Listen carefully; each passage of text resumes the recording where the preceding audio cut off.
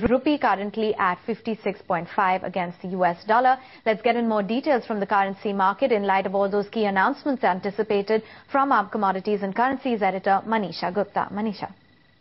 Well, thank you for that, Avan. It's been a long wait now, and the rupee has been quite jittery ahead of that. The volumes in the futures markets, of course, are on the lower side. The market started with shorting of positions there, but at this point in time, we've seen some bit of buying come back into the markets. The delay coming in from RBI and Finance Minister is something that's keeping the markets jittery. Remember, the international cues anyway are on the weaker side. The euro is trading at around 1 month lows. We also have seen other Asian currencies decline quite sharply, but the rupee has been holding firm ahead of those announcements in the markets. And as you have been talking for last 1 hour, markets are expecting various steps coming in there. They can be rupee specific, they can be for a long-term foreign investment steps as well. There has been that buzz of a CRR cut as well. So lots of rumors doing markets, but till the time you get something concrete onto that, you won't see too much of a volume pickup happening there.